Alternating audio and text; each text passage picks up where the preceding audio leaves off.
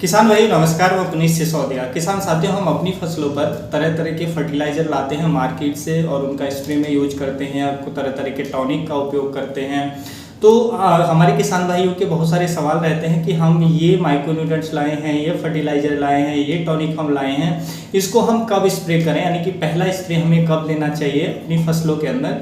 तो आज की इस वीडियो में हम वही जानने वाले हैं कि जो भी आप टॉनिक का स्प्रे कर रहे हैं, माइक्रोन्यूट्रिएंट्स का स्प्रे कर रहे हैं, तो आपको कब करना चाहिए, उसका सही टाइमिंग क्या है, उसके सबसे सर्वश्रेष्ठ रिजल्ट आपको कब स्प्रे करने पर मिलेंगे। तो वो सही जो टाइमिंग है वो हम इस वीडियो में समझेंगे।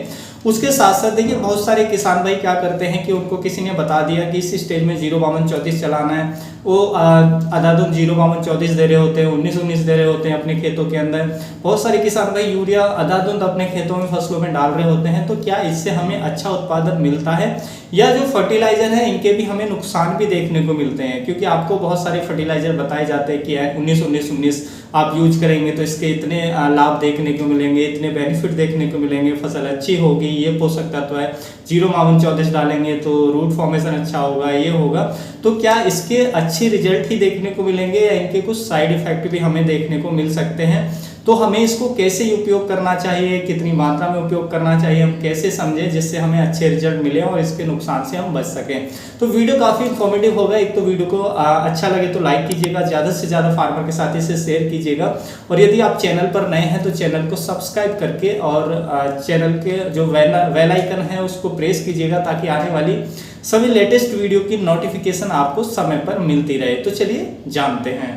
सबसे पहले हम जानते हैं कि हम कोई भी टॉनिक यदि मार्केट से ला रहे हैं, मान लीजिए हम कोई भी फर्टिलाइजर है, माइक्रोन्यूट्रिएंट्स है, या हम कोई भी टॉनिक ला रहे हैं, जैसे सागरिका लाए हैं, बायोविटा लाए हैं, या कोई भी टॉनिक है, कोई भी हम फर्टिलाइजर का स्प्रे ले रहे हैं, जिंक का हम स्प्रे ले रहे हैं, हम बोरोन का स्प्रे ले रहे हैं, हम कोई भी स्प्रे ले रहे हैं अपनी फसलों पर, तो उस टॉनिक का, उस फर्टिलाइजर का, उस माइक्रोन्यूट्रिएंट्स का बेस्ट समय कौन सा है स्प्रे का?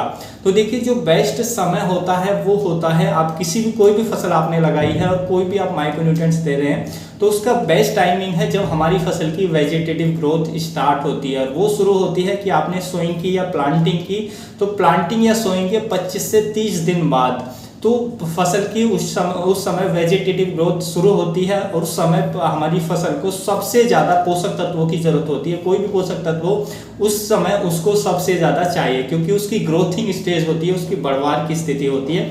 तो उस समय हमें पहला स्प्रे लेना चाहिए। कोई भी माइक्रोन्यूट्रिएंट्स है, एक स्प्रे उस टाइम जरूर आपको ले लेना चाहिए, क्योंकि उस टाइम उसके बेस्ट रिजल्ट हमें देखने को मिलते हैं। यदि उस समय हम जो हम माइक्रोन्यूट्रिएंट्स लाए हैं, कोई भी टॉनिक लाए हैं, उस समय हम यूज नहीं करते हैं, और उस समय क्योंकि हमारे पौधे को ज़्यादा पोषक तत्व चाहिए और उस समय किसी भी पोषक तत्व की डिफिशियंसी हो जाती है, कमी हो जाती है, तो फिर हम उसको भरपाई नहीं कर सकते हैं, फिर हमें प्रोडक्शन में लॉस देखने को मिलेगा। तो इसलिए जो वेजिटेटिव ग्रोथ होती है वो सबसे अच्छा समय होता है किसी भी माइक्रोन्यूट्रिएंट्स का, किसी भी टॉनिक का, किसी भी फर्टिलाइजर का स्प्रे करने का। तो वो आती है हमारी बुआई या प्लांटिंग से 25 से 30 दिन बाद। तो पहला स्प्रे आपको जब लेना है।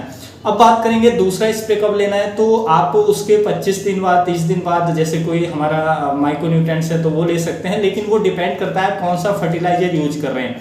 मान लीजिए आप बोरोन यूज कर रहे हैं, तो बोरोन एक तो आपने जब दे दिया, दूसरा बोरोन की जरूरत होती है सबसे ज्यादा फ्लावरिंग स्टेज में, फूल बनने की अवस्था में, तो हमें दूसरा स्प्रे जब लेना चाहिए फ्लावरिंग से जस्ट पहले या फ्लावरिंग टाइम पे, क्योंकि जो पॉलिनेशन है उसमें हेल्प करता है जो बोरोन होता है, तो उस समय लेना चाहिए। या आप मान लीजिए आप पोटास का स्प्रे कर रहे हैं, तो पहला स्प्रे आपने वो जो वेजिटेटिव ग्रोथ में ले लिया, दूसरा स्प्रे जो लेना है जब हमारा फल सेट हो जाता है, फ्रूट बनना शुरू हो जाता है, तो उस स्टेज में लेना चाहिए, क्योंकि पोटास की जरूरत सबसे ज्यादा उस स्टेज में होती है। आप फास्फोरस का यूज कर रहे हैं, तो फास्फोरस का पहला स्प्रे आपने जब ले लिया, दूसरा फ्लावरिंग स्टेज में ले लिया। तो ये डिपेंड करेगा कि आप कौन सा फर्टिलाइजर यूज कर रहे हैं। यदि आपको दूसरा स्प्रे लेना है तो कब लेना चाहिए, उसके सबसे ज्यादा परिणाम हमें कब चाहिए, यानी कि किस स्टेज में वो चाहिए। तो फ्रूटिंग स्टेज में चाहिए, फ्रूटिंग स्टेज में, फ्लावरिंग स्टेज में चाहिए, फ्लावरिंग स्टेज में, तो वो डिपेंड करता है आपको कौन सा फर्टिलाइजर आप यूज कर रहे हैं। लेकिन पहला स्प्रे आपको हमेशा वेजिटेटिव ग्रोथ में जरूर ले लेना चाहिए।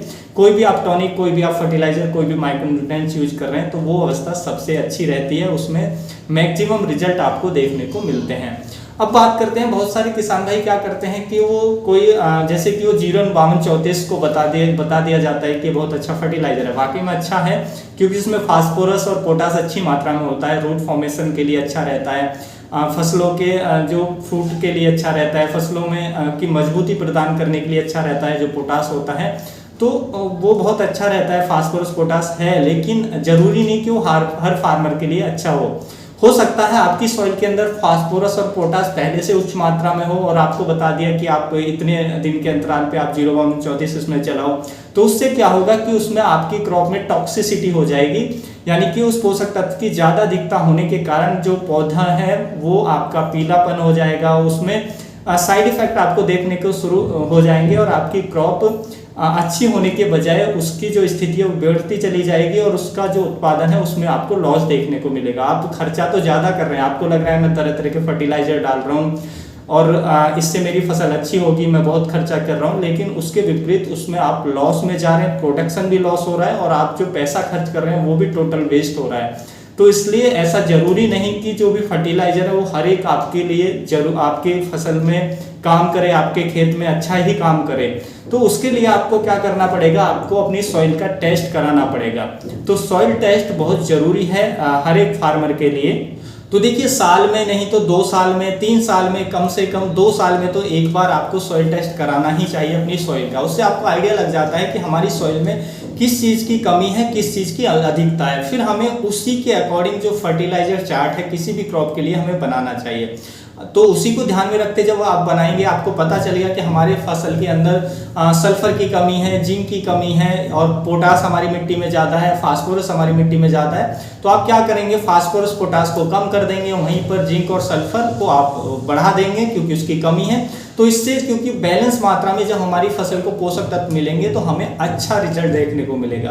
तो ऐसा ना करें कि बता दिया गया कि आपकी फसल जो ये 05234 है या NPK है, 1919 है, इनके अच्छे रिजल्ट आते हैं। मैं भी आपको बताता हूँ अपनी वीडियो में कि 1919 फर्टिलाइजर के फायदे क्या हैं।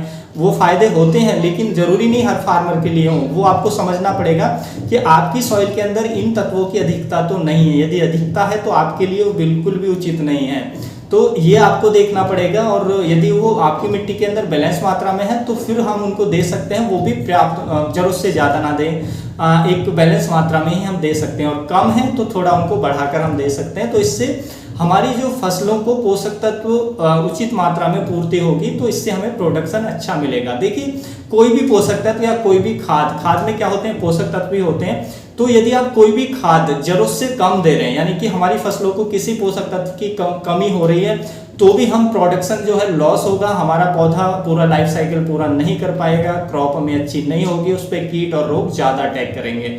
और वहीं पर और जो फर्टिलाइजर हम दे रहे हैं, पोषक तत्व हम दे रहे हैं, वो जरूरत से ज़्यादा दे दें, यानी कि जितनी मात्रा में प्लांट को चाहिए उससे ज़्यादा हम दिए जा रहे हैं, तो उससे भी पौधे के अंदर टॉक्सिसिटी होती है। तो तब भी पौधे की ग्रोथ अच्छी नहीं होगी, प्रोडक्शन अच्छा नहीं होगा और उस स्थिति में भी कीट व रोग ज़्यादा अटैक करेंगे। तो इसलिए हमें जो पोषक तत्व दे रहे हैं, कोई भी फर्टिलाइजर दे रहे हैं, उसकी एक बैलेंस मात्रा को ध्यान में रखना बहुत ज़रूरी है, अच्छे उत्पादन के लिए, बेहतर प्रोडक्शन के लिए, बेहतर क्रॉप के लिए, और जो हमारे कीट व रोग हैं हमारी फसलों पर कम आए। तो ये आपको ध्यान रखना कर ही कोई भी फर्टिलाइजर आप चूज करें, तो ध्यान में यही रखकर चूज करें कि हमारी सॉइल में इस तत्व की कितनी अधिकता है, कितनी कमी है, उसके अकॉर्डिंग ही आप देंगे तो बहुत ही बेहतर परिणाम आपको देखने को मिलेंगे। तो उम्मीद है किसान भाइयों, जो आज की जानकारी है आपको अच्छी लगी होगी। जानकारी अच्छी लगी तो वीडियो को लाइक कीजिएगा, ज़्यादा से ज़्यादा फार्मर के साथ इसे शेयर कीजिएगा ताकि उन तक भी जानकारी पहुंच सके।